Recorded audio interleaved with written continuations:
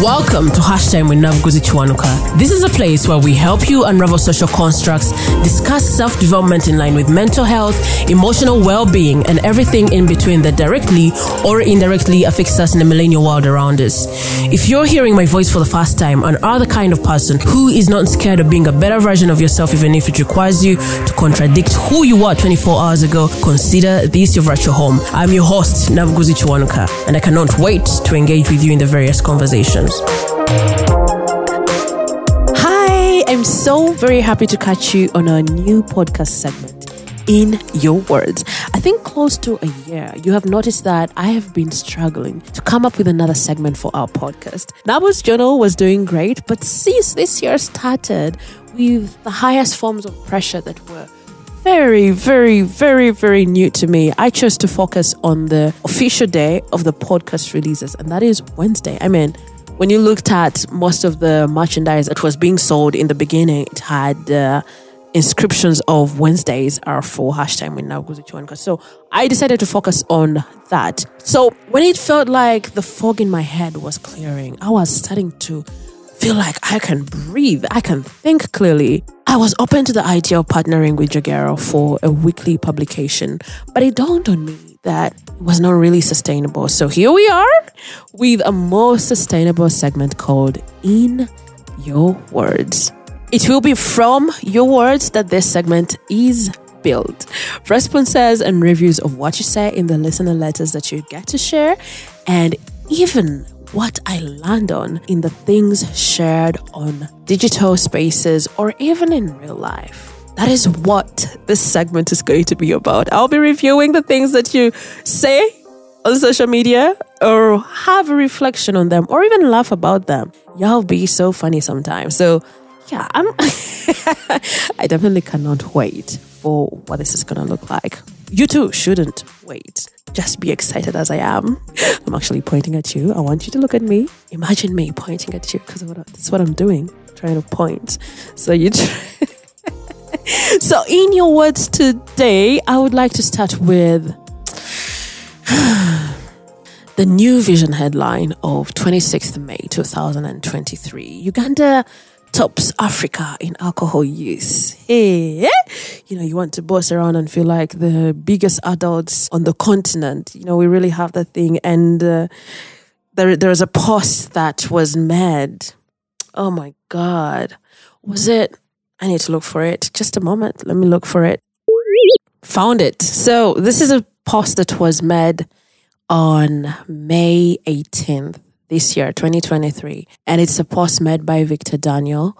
He had shared a post, and that post that he shared was, how many black bullet gets you high? Me, 3 out of 4. I don't know what black bullet is. But I think it's definitely alcohol because when Victor shared the post, his caption was, love how people brag about how much alcohol they can consume as if it's not your body literally building tolerance for toxins that you have forced it to adapt to.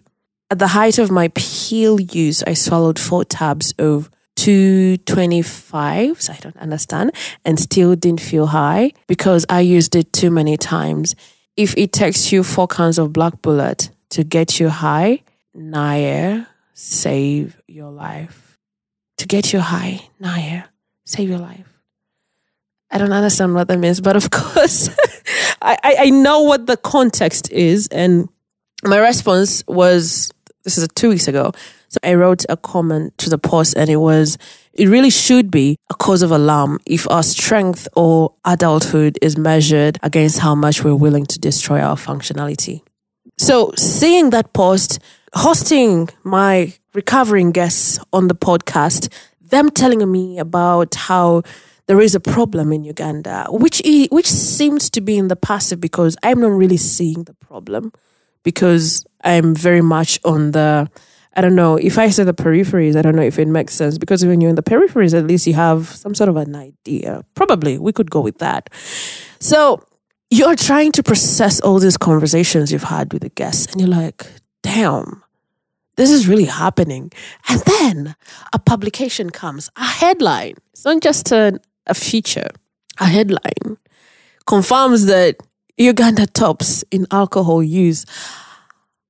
I felt exhausted reading that. It was like, can these guys get serious with their lives at least? Like, I think what that might have invited in my emotions was a place of worry, or I don't know, but I do remember feeling exhausted, or even like, dude, can't these people really tell that they're killing themselves? Now, when you hear me speaking into this microphone, I don't want you to have this imagination that I in no way have a taste of alcohol. I drink, but someone, not even just one person, about 2 people have they have told me not to say anything close to me being a person that drinks. And that is because of my behavior around alcohol. The first time someone may have told me that I'm such a disappointment or a dismay to alcohol companies, it was when I had kept a Muzinga in the house. A Muzinga is how many meals? It's a bottle of alcohol, whiskey. Yeah, is it whiskey or vodka? I don't know. I don't remember. I don't know how to classify it. But I'd kept it in the house for close to a year, and the person that had an awareness of when it got into the house asked me how fast it took me to finish it, and I told him that the bottle still had its contents. And so he was in shock, like truthfully in shock, like, what? How come? You are a disappointment. I mean, how a company is going to be able to make money if you are drinking alcohol like that? He went on to say a couple of things that are really supposed to be causing me shame, but I wasn't. I don't know, but I wasn't, because I know that what I'm taking is enough for my body, and it's not every day that I should be drinking, or I don't know. I can't really remember what happened in my head at that time, but I clearly remember when alcohol was brought to me, and because I had nothing to mix it with, I got water and mixed it with with a gin. Was it the gin? Like I said, I drink, but these things confuse me. So someone started mixing it with water, and they were like, he was offended. It was like, you either want to drink or you don't.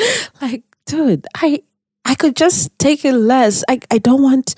Okay, maybe I also think about my body. I'm thinking, dude, my liver might not be able to take out the toxins. My kidney might just fail on me. But then also I want to think clearly. I don't want to pass out. I want to take an amount that can leave me steady on my feet. I want to be in control of my functionality. I do not want to become a waste when I drink too much. I do not want to end up in hospital. I'm not even thinking about myself as someone that is capable of being addicted. I just do not want to get the ailments that come with poor consumption of alcohol. And these people have this imagination that the words they use on me are supposed to cause me shame or something like that. But they just weren't. I think it's because I have an awareness of the effects of overconsumption of alcohol. So going into the realm of mental health and understanding, I mean, we have already established on the podcast that using or depending on alcohol to abate our troubles is one of the maladaptive mechanisms, and we should therefore take the route or do some soul searching in better ways of helping ourselves when we are faced with turbulent times and things like that. You are depressed, you have lost your job, your girlfriend has left you, or your boyfriend has dumped you. You have problems with sleeping. I mean, I was having a conversation, some period in May when I made a post about how people have to be mindful about how they use alcohol. Someone inboxed me and she intimated with me that she uses it because sometimes it's really hard for her to sleep, and she has kids. She's married, and I asked her what would happen. I think I asked her how we had a conversation, and I asked her how much she's taking, and I was like, So what happens when that amount no longer works for you? Are you going to get more of that so that you're able to black out and just sleep? And she told me that she's working on it. She's finding better ways of finding sleep so that she doesn't wholly depend on alcohol for sleep. I think we have to have a bigger conversation on how we're struggling to rest in our times. But yeah, you find that there are some people that are using it to look for sleep, to find rest from their emotions and just numb out everything. That, work can really be stressing. And it makes sense when we are looking forward to Fridays and just drink ourselves to stupor. But at what cost are we doing this? Are we really aware of what comes after the misuse of this alcohol, the overconsumption? And I'm not even ignoring the fact that there are very many drunken accidents on our roads. There are so many things that we need to be mindful about when it comes to alcohol. I loved a comment that someone shared with me. One of the listeners of the podcast shared a message, and she said that she makes sure that she does not use alcohol when she is sad or she's dealing with negative emotions. She said that she only takes her alcohol, not her alcohol, the company's alcohol. she said that she only takes alcohol. Oh, let me read the message. I'm very poor at doing passive. Let me try to find the message. Here we are. Part of the message reads that I have learned to take coffee or even alcohol only when I am mentally okay. That is a huge form of awareness that I would really recommend for everyone to take up, because these things just do not take away our troubles. And I know we know that. I almost feel like I am being pointless to come here and talk about the things that we know. But the way how we were groomed as kids and we had to be reminded of the dangers of touching something hot, I think it is important for us to be reminded all the time that alcohol should be used with a lot of mindfulness. I have not gotten the image of a girl that I saw being carried out of the bar on a Monday morning, and she still was not in her senses. She was being helped onto a boda boda in Kenya. In Kenya is still boda boda, but in Nigeria, Okada. She was being helped onto it, but she was still not in her senses. People are driving to work, and there is someone being carried out of the bar, totally unaware of what's going on around her. We really, Pearl of Africa. Dude, this is not synonymous with being the Pearl of Africa. Being the top country that uses alcohol, my goodness. It should be something that causes us to worry. So, I really need for us to turn this into a national effort if we are indeed making sure that we secure our futures. I mean, there is no secured future when your liver or your kidney is defeated by your overconsumption of alcohol. I don't know what your dreams or goals are for the future, but the way how you are using alcohol is very determinant of whether you will be able to achieve those dreams, or even when you achieve them, will you be in position to enjoy them or celebrate them? So, that's what I wanted to start with. Let us jump to our very first listener letter I had to open. Oh yeah, here we are. So this is from, let me scroll down and see if this is anonymous. Okay, it has a name. Nick Agawa, aka Classic Pro, is the one that shared the very first. Yay, Obogalo. So it reads, greetings to you, HTNK listeners, and to you, Miss Nabuguzi. Thank you so much for this amazing opportunity to share. Before I share, I would like to first acknowledge and praise what you are doing in this initiative, if I may call it that. Looking out for us, sharing vital information that most are not even aware they need. Paying this much attention to people's mental health is a noble thing, exceptionally so. I love what you are doing. Thank you so much, Miss Nabuguzi. Beautiful. This is so beautiful. It's such a beautiful way of starting the letter. Thank you for the affirmation, Classic Pro.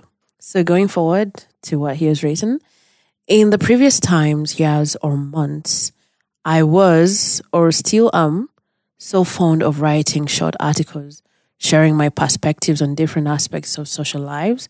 The goal was mostly to debunk what I felt were common misconceptions about what we socially face in our everyday lives. But of course, I mostly shared as my personal opinion, but I tried to be as logical and rational as possible and give a generalized, unbiased view. In this experience, I discovered that there are so many things that seemed rather mysterious in very mysterious ways.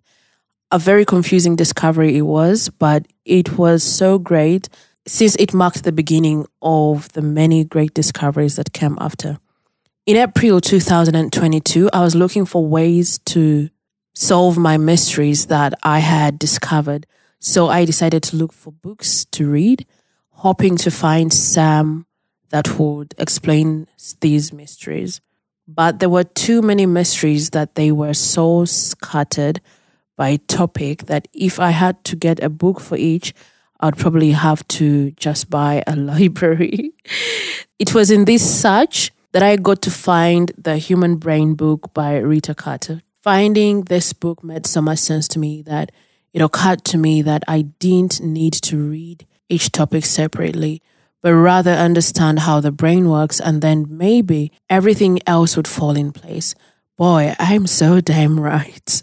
This book is the greatest thing that I have ever had in my entire life. Reading its contents changed my life in ways I didn't imagine were possible. I learned so much from it, understood a lot about humans, and solved all the mysteries I mentioned earlier. Yes, all of them. That is interesting. That is very interesting. While I was still drinking from the cup of that book, I landed on, I was like, drinking. We're just talking about drinking alcohol. Okay, let's go back to it. While I was still drinking from the cup of that book, I landed on another, The Molecule of More, .. Very long title, but I got curious enough to dig in. And what I found in conjunction with what I already had, I was mind blown by the connectivity of what I had just learned. After understanding some bit of what was shared in those books, I became very healthy mentally and strong too. Yay, kudos to you. This is because there is a great sense of awareness that I think I picked up from consuming this information. I got to understand and appreciate how emotions work, how we work, how we respond to our surroundings, why we are the way we are, and what we can do about it. So much was picked. Some I might have forgotten, but it was really a lot. All this did not make me completely immune to mental challenges, but I think it gave me a better fighting chance. Oh my God, that's beautiful. With what I'm going through right now, I should be depressed, but I'm pleased that I am able to laugh, smile, or tell a bad joke. Thank you so much again, Miss Nabuguzi, for the work you are doing. What I shared above is meant to encourage someone to try. I don't have any guarantee that it will work for you, but it doesn't hurt to try. I very strongly think it might work. Signed, Nick Agaba, aka Classic Pro. Beautiful, beautiful, beautiful. Thank you so much, Agaba, for sharing with us your discoveries. Hey, all the mysteries were solved. That's a very interesting way to live life.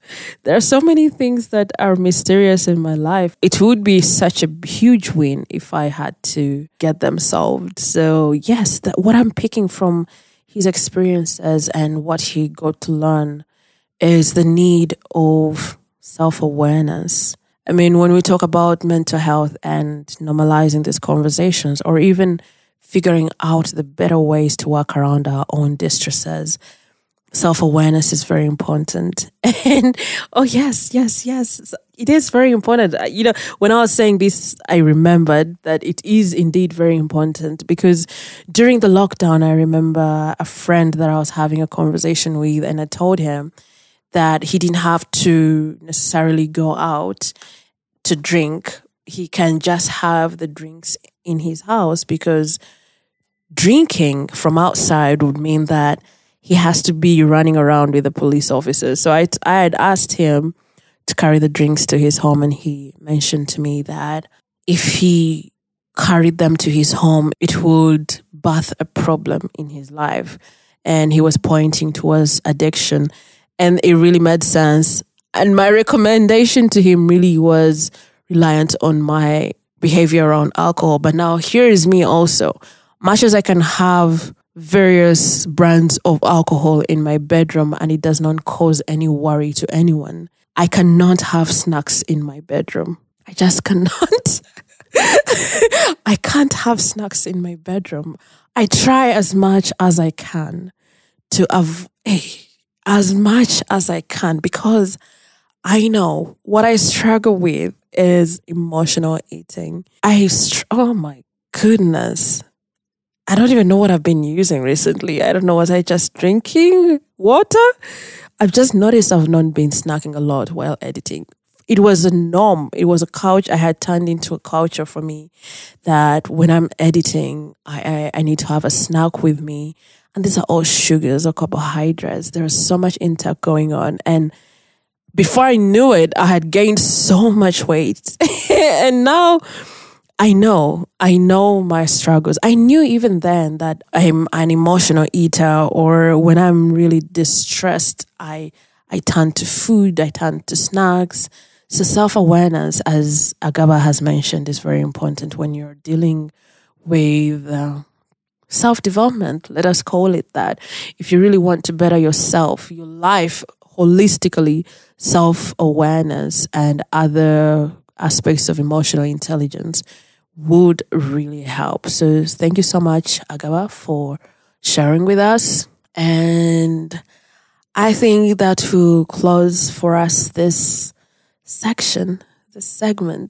Yes, for those that do not have an awareness of how they can share the listener letters, please check out our social media.